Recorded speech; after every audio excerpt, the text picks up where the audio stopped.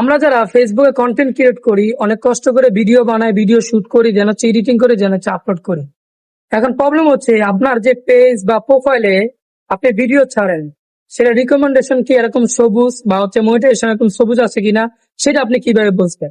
কারণ আপনি অনেকদিন ধরে ভিডিও বানাতে আসছেন, আপনার রিকমেন্ডেশন মনিটাইজেশন যদি সবুজ না থাকে, তাহলে আপনি যে লাখ লাখ টাকা ইনকাম করছেন, এগুলো আপনি ব্যাংকে নিতে পারবেন না।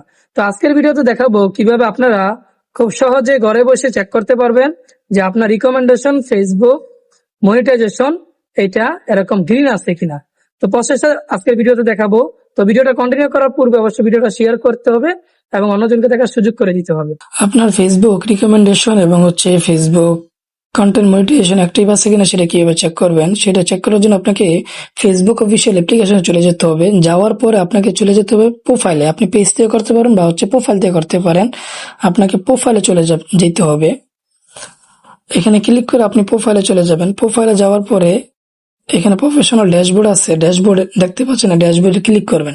ড্যাশবোর্ডে ক্লিক করার পর এখানে আপনার পেজের নাম বা প্রোফাইলের নাম আসবে, এখানে ক্লিক করবেন। ক্লিক করার পর আপনি নিচে স্ক্রল করবেন। স্ক্রল করে দেখতে পারবেন এখানে যে মনিটাইজেশন আমার এখানে যদি সবুজ আছে, আর প্রোফাইল রিকমেন্ডেশন সবুজ আছে, কন্টেন্ট প্রোটেকশনও সবুজ আছে। এই তিনটা যদি সবুজ থাকে তাহলে আপনি যে পরিশ্রমগুলো করতেছেন ফেসবুকে টাকা ইনকাম করার জন্য, সেই টাকাগুলো ইনকাম করতে পারবেন। আমি মনিটাইজেশনের উপরে ক্লিক করছি। ক্লিক করার পরে নিচে দেখতে পারবেন আপনারা এই যে এখানে প্রোফাইল স্ট্যাটাস, এটার উপরে ক্লিক করবেন। প্রোফাইল স্ট্যাটাসের উপর ক্লিক করার পরে আপনি এখানে দেখতে পারবেন যে রিকমেন্ডেশন মনিটাইজেশন অ্যাক্টিভ, একটা মার্কেট প্লেস অ্যাক্টিভ, মানে তিনটা আমার এখানে অ্যাক্টিভ আছে। আপনি রিকমেন্ডেশনে ক্লিক করবেন। ক্লিক করে পরে দেখতে পারবেন সবকিছু ওকে আছে, রিকমেন্ডেবল আছে।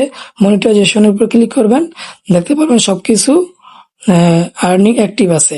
তো এইভাবে আপনারা চেক করতে পারবেন যে আপনার রিকমেন্ডেশন মনিটাইজেশন অ্যাক্টিভ আছে কিনা। কারণ আপনি যদি রিকমেন্ডেশন মনিটাইজেশন অ্যাক্টিভ না থাকে, যদি সবুজের জায়গায় অন্য কিছু থাকে, তাহলে আপনি যেটা এগুলো ইনকাম করছেন ওইটা এগুলো আপনি ব্যাংকে নিতে পারবেন না। যদি ভিডিওটা ভালো লেগে থাকে অবশ্যই শেয়ার করে দিন। ধন্যবাদ সবাইকে।